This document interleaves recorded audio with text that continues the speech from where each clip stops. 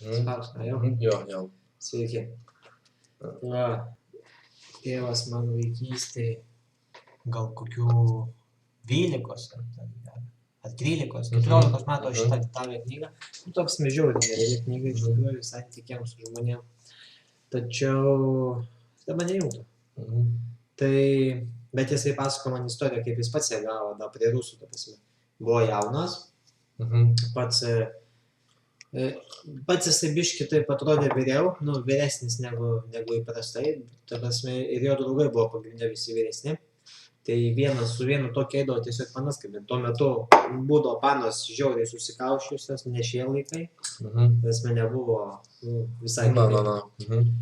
Ir, SPM reikėdavo dar nagliau, kaip sakant, nes jos tuomet buvo visiškai ten, jos net, ta prasme, nuogų vyrų nieko nematė, dabar tai pilnas internetas, žinai, viso, kad tuo metu nebūdavo nei per teleką, nieko. Bučkis tai jau būdavo jau didelis, ta prasme, žinai. Taip. Tai tais laikais jisai 17 ar kelių metų, sakė, jis ten buvo nuvaręs pas panas. Ir ten viena iš jų, ten pas tą, kurią buvo ten kažkokio vos ne profesoriaus, ten dukra ar kažkas tokio, aukšto lygio, žinai, iš to aukštuomenės kabutės. Ir atvarė pas jas, kaip sako, pasipės.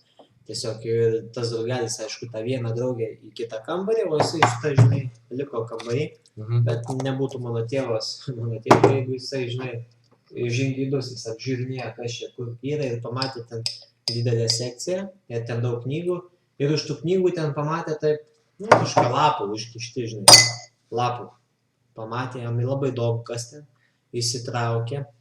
O ten buvo nelegaliai, va šita knyga, tuo metu prie rusų neleidžiama, iš Amerikos, grinai tik tai lapai, perrašyta, ta prasme, atspausdinta rusų kalboj, ta kirilica, ir lapai tiesiog surišti, žinai, ir buvo ta knyga, ta prasme, būtent iš Amerikos, nes ją parašė čia, neatsimenu, 100-mečio pradžioj, tai jis ją pamatė, pradėjo vertyti, pamatė čia kaip bendrauti su žmonėm, kaip daryti, pradėjo skaityti, žinai, sako, aš tos panos taip tą naktį ir viskas, nieko nedariau su ją, sako, sėdėjo, mažytė knygutė kažkokią pasiėmęs, konspektavo viską, kiek spėjo, tą visą knygą, tas mes sako, aš tiesiog rusų kalboje skaitau, nelabai suprantu ten viską, bet žinai, viską ir konspektuoju.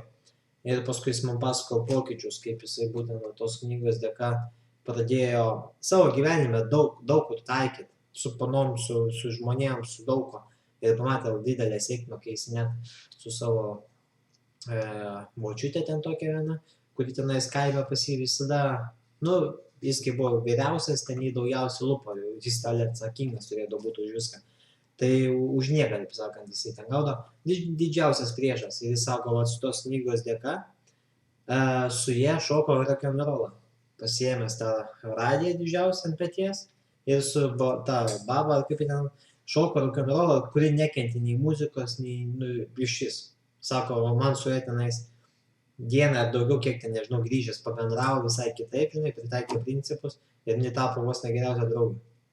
Ta prasme, tai va ta knyga.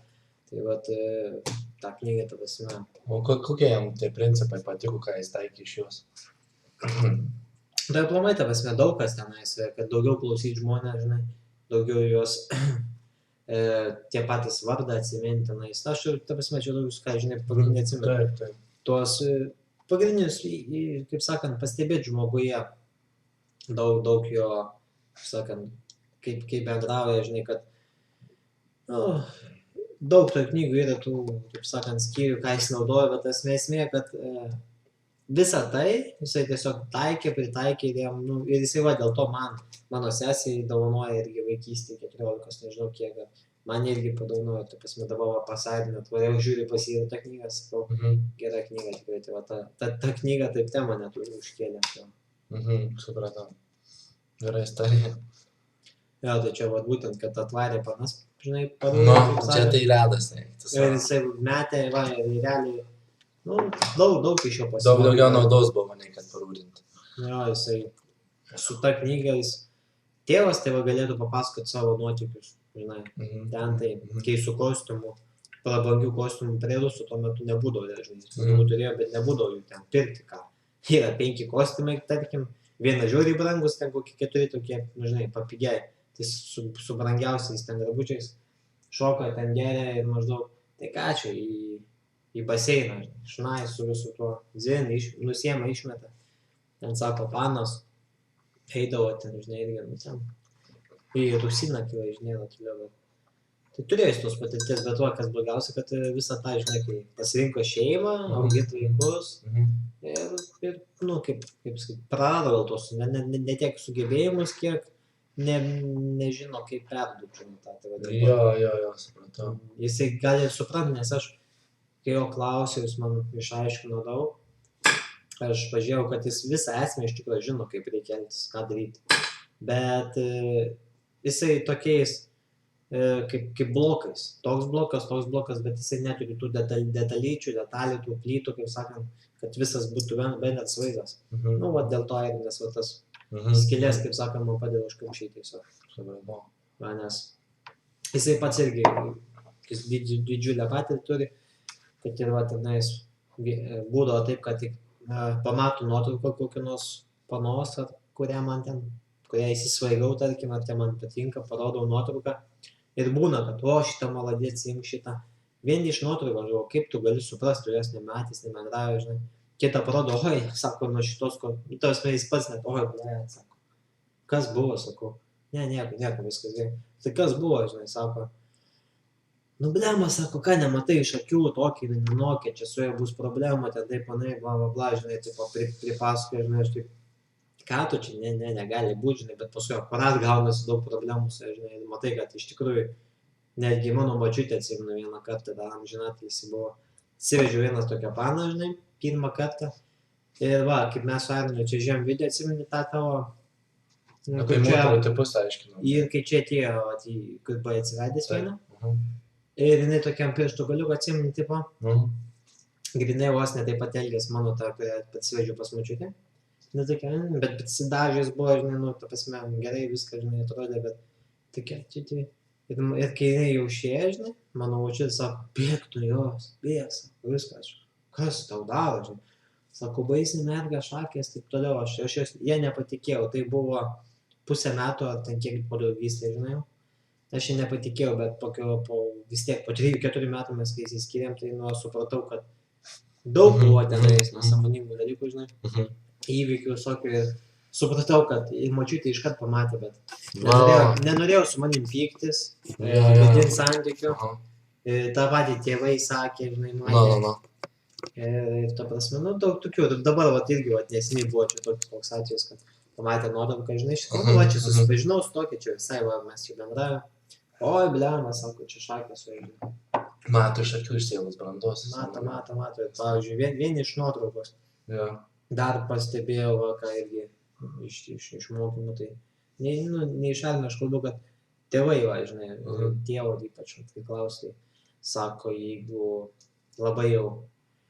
jeigu pana labai, ta prasme, kaip sakant, tvirtai tave žiūri, ta prasme, tu tik prieėjai, ar ką, nu, tokia tvirtai, tokia nepasimetus, tokia maždaug, kas yra, žinai, nu, tai jinai jau daug mažius, jinai tokia jau mėtyta, jau su ja irgi bus tavo reikalų, nu, ta prasme, jeigu jinai, žinai, tokia drąsiai, ta prasme, be jokio, žinai, nepasitikėjimo, tai daug tokių, žinai, pasakė. Čia tėvs taip sakė, ne? Daug tokių dalykų, žinai, dametė. Tiesiog sakau, to, kaip čia pasakyčiau, nu, jis to neusiema, jis tik taip pat žino, bet nemoka perteikti, va dėl to tiesiog nusprendžiau pas Arnę ateiti tiesiog.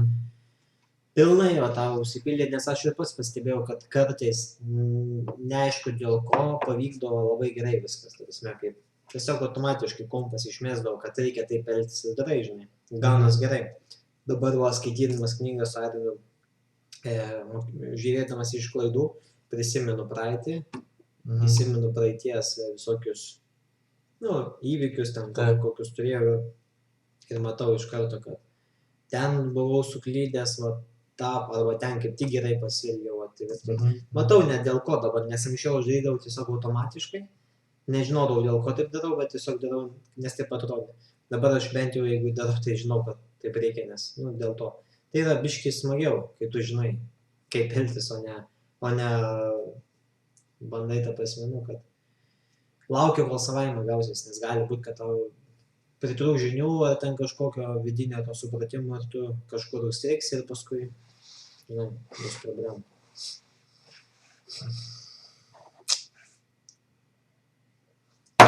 O tavo tėvas? Geras ten psichologas, žiauriai.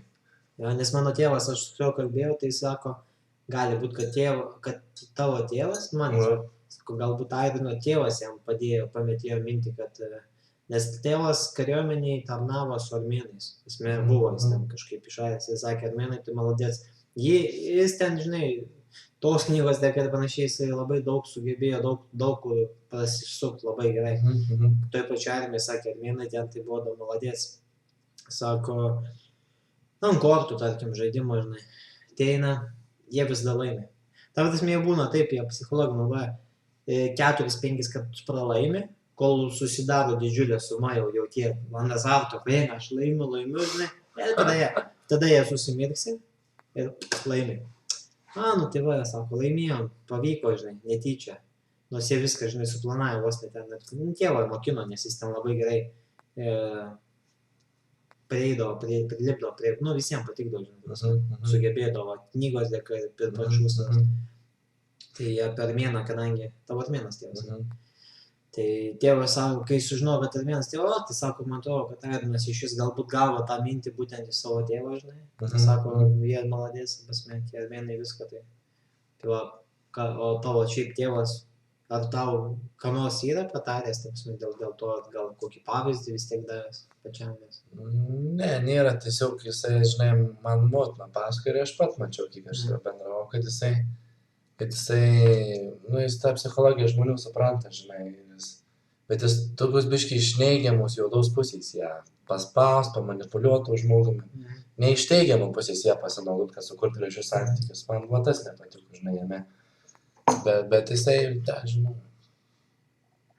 O jisai sakė motina, kai jisai baigė daktaro pagrindinės studijas, jisai norėjo daryti sekso patologiją. Ta, ką aš dabar darau, čia sekso patologija, mokslas vadinamas. Bet mama pasakė, kad, sako, jis tada pasakė, kad, sako, aš nemanau, kad, sako, čia dar žmonės bus tam pasiruošę. Dabar, žinai, jisai Skype yra pas mane, jisai mato, yra patrauklus vyras, salsus ritmus lietuškai supranta, plius minus, žinai, supranta, ką aš darau, tik iš video grėjai. Tai vat... Bet tu gal labiau vis tiek, kai susisakėt, gal ką patarė, pasako šiaip? Ne, nieko. Man atrodo, kad netgi yra toks dalinai sąlyginis pavydas jam, kad aš padariau tą realizaciją, o jis to nepadarė, su tos veikla. Kaip neįsivaizduoju. Jo, nes jisai tą norėjo padaryti. Jam gal ne tas laikas atbuvo. Bet nežinau, jo, iš tikrųjų. Bet aš jam ten padėkojau, žinai, pasakiau ačiū, kad priimu tave koks tu esi, žinai, kad svarbu. Aš jau tą video mačiau. Matei tą video, atleidai savo tėvai. Geras dalykas. Tikrai, kad pritariu tam Airino pasakymu, kad reikėtų savo tėvą. Jo, čia kaip ir tai jo, koks jau bebuvo. Su mano tėvu mūsų santykiai irgi visada tokie kritiniai situacijai, kai susitinkam, būna. Dažniausiai mes net juokimės, bet aišku, mes nelaikom pykčio kokio, mes jeigu apsipykstam, tai mes jau kitą dieną vėl toliau, ten po valandos net, žinai. Aš pastebėjau to vidėjo, mūsų buvo labai suartinės toks dalykas, toks ten teismas, toks reikalingas buvo šeimos. Tai mes pastebėjau, mes netgi pagal horoskopą Avidas jisai, aš Skorpionas.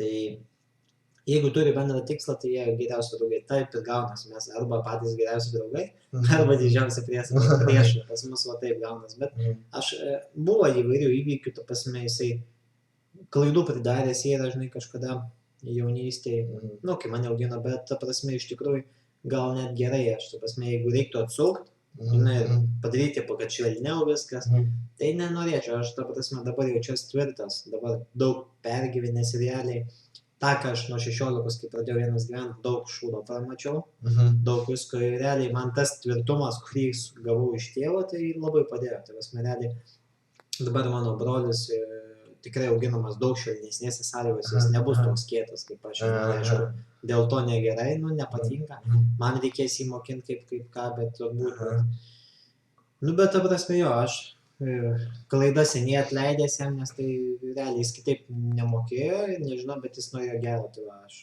Duosi broliui knygą, Moters svajonių alfa vyras. mano jam- knygas jam ir dabar- viskas bus čiki. Jam dar tik 8 metai, manau, užteks ir pavyzdžio jau. Jo, Vieni irgi iš gal. pavyzdžio Jo, gal. vieni kopijuoja viską.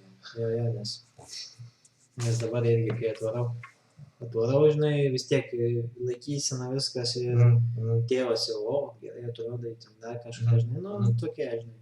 Patinka jam viskas gerai, bet kas keiščiausia, sako, aš nesuprantu, kodėl tau reikia tų mokymų, sako, tu toks tipo protingas ir pasitikintis viskas, sakau, gerai, aš šiaip gal gyvenime ir esu toks, bet man yra sričių, kur trūksta, žinai, kažko, kur tiesiog trūksta žinių, supratimo, pačiam eiti per klaidų kelią tiesiog yra labai neapsimoka. Daug laiko gaiši ir netgi dabar, pavyzdžiui, mes jeigu su Airinu einam priėjimą padaryti ir aš padariau tą priėjimą ir man atrodo viskas buvo gerai, bet mane atstūmė, aš galvoju, man tai čia netokia pana, reikės eiti kitą. O Airinas sako, tai vien dėl to atstūmė, kad tu pačioj pradžioj ten kaip nors pastūmė ir ten, nu, žinai, kažką tokio ir aš taip, to nedarysiu, žinai, ir paskui sekant, kad žiūrėjau, jau daug geriau gaunasi, iš karto ten vos nenumerį gavau. Tai va tokių dalykų tu iš šono tai gali, tik iš šono gali pamatyti ir pasakyti, va, jau kaip vis tiek daug pats patirties turi, tai va dėl to. Ir tavo labai įspūdingi rezultatai, be netokie, sakyčiau, didžiausias šuolis per mano visų mokinių turėtą laiką. Tai yra, tu per pirmą praktiką parvedėjai 2 merginas namo, per antrą praktiką parvedėjai 9 balų, kažkur tai 9-10 balų moterį namus. Tai yra ne tik tas numerių gaimas, bet parvedimas, tai labai jau daug, žinai. Tai va. Kaip ta 9-10 balų dabar jau, kadangi jinai mūsų, mano tiksliau, šokių partnerė tapo, dabar jau kelintą, kad išėlės bus, tai jinai netokį paminėjo dalyką, sako, kai aš paklausiau šiandien, sakau, tai kas ten kaip? Nu, tipo, daug kas nepatiko, ten dar kažkas, jinai ten turi savo kažkokią aukštą vertę, bet papirko, kad tas atkaklumas. Jis paklausė, Edgaras, kas buvo negerai mano priėjime. Prie tos 9-10 balų moters. Jinai susakė, bet jinai pažymėjo vieną esminę savybę, kad tu buvai atkaklus labai. Jo.